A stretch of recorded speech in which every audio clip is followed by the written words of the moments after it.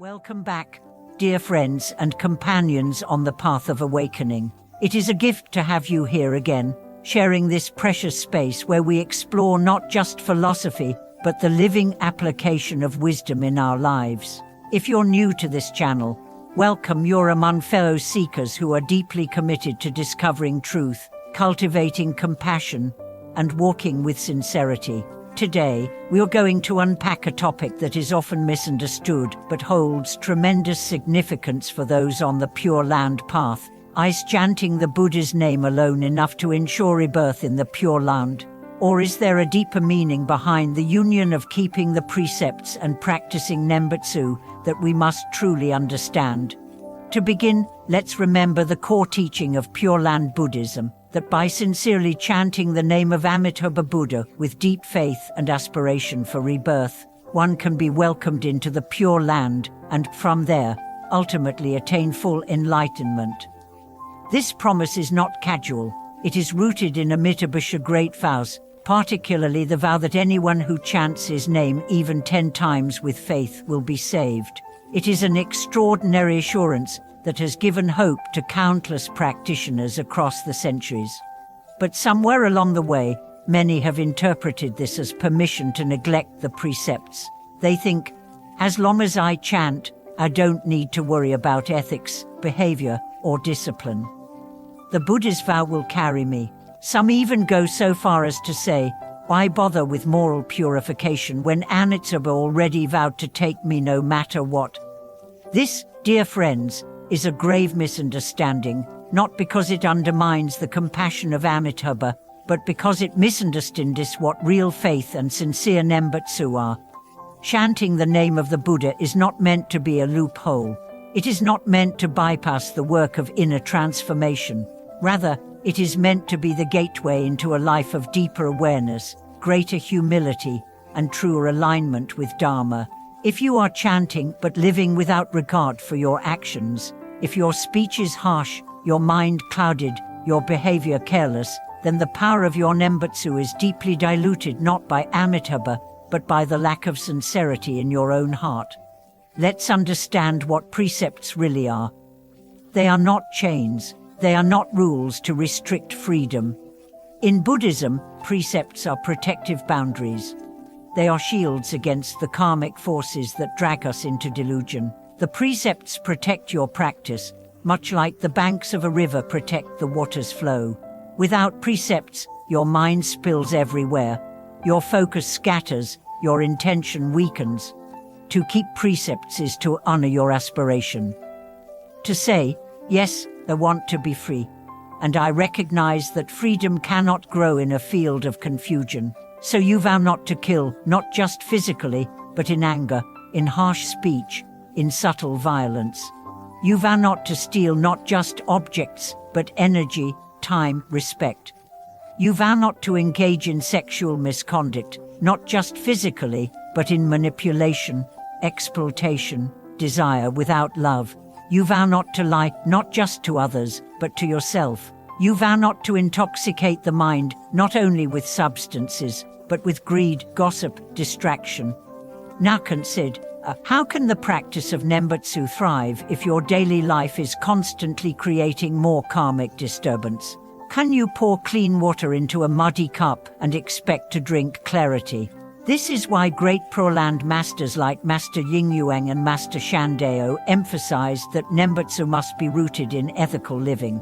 But here's the holding precepts is not about perfection. It's about intention. It's not about being flawless. It's about being sincere. Amitabha Buddha never asked for saints. He asked for honesty. He asked for repentance. He asked for hearts willing to begin again. Let me share a story. There once was a laywoman who devotedly chanted the Buddha's name every day. She rarely missed her practice, but she was known to be short-tempered and gossipy. One day she asked a monk, "Why do I not feel peace despite chanting for years?" The monk looked at her with compassion and said, "Because your mouth recites the Buddha's name, but your heart recites blame and pride. Cleanse the heart, and the name will reveal its power." This story is not to judge, it is to reflect. Many of us have moments like this, just moments where our practice becomes mechanical, where our voice says one thing, but our life says another. It is here, in these moments, that precepts become our saving grace.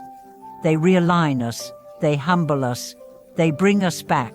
In fact, the union of precepts and nembutsu is the ultimate expression of both self-effort and other power. The precepts are your self-effort, your commitment to purify. The nembutsu is your surrender, your trust in grace. Together, they form a perfect balance. You walk with discipline, and you lean on compassion. You strive, and you let go. You make effort, and you release control. And here's a beautiful truth. When your life begins to reflect the precepts, your nembutsu gains wings. It lifts higher, it touches deeper. You are no longer chanting as a beggar hoping for escape. You are chanting as a lover longing to return.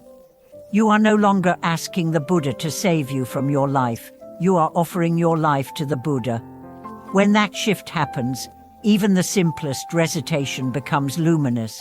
Nomo Amitu Fotes no longer feels like words. It becomes a current, a vibration, a presence. It becomes a conversation with the infinite. It becomes home. This is why so many Pure Land practitioners report that their deepest spiritual breakthroughs don't come just from long hours of chanting, but from a life gradually aligning with truth. They find that when they let go of harmful habits, their chanting deepens. When they forgive, their mind calms. When they serve others, their devotion intensifies. It's all connected.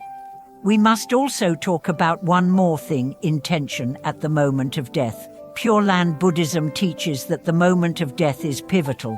If, at that moment, one's mind is clear, filled with trust in Amitabha, and sincerely recites his name, the Buddha will come and receive them. But ask yourself, how do you expect your mind to be clear at death if your life has been clouded with regret, distraction, or guilt?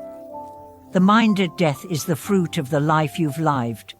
So holding precepts is not about being judged. It's about preparing your heart. It's about creating the conditions for peace when the final breath arrives. It's about ensuring that your final thought is not fear or confusion, but love for the Buddha, and love for the truth. That is the heart of Pure Land practice. Not just escape from suffering, but the birth of a new way of living. A life where every act becomes a prayer, every breath a vow, every moment a return. So if you've been chanting, wonderful. Continue. But now ask, can I go deeper? Can I clean the vessel? Can I walk the path with more awareness? Not out of guilt, but out of love. Amitabha vow is vast, but it is not an excuse. It is an invitation to step into the sacred with both reverence and joy. An invitation to not just believe in the Pure Land, but to begin creating it here inside your own heart. Thank you for watching this video. If it has brought clarity or encouragement to your practice, please support our channel by liking, commenting, and subscribing. Your engagement helps this message reach more people walking the same path. Keep chanting, keep growing, and most of all, keep trusting in yourself, in the Dharma, and in the boundless compassion of Amitabha Buddha.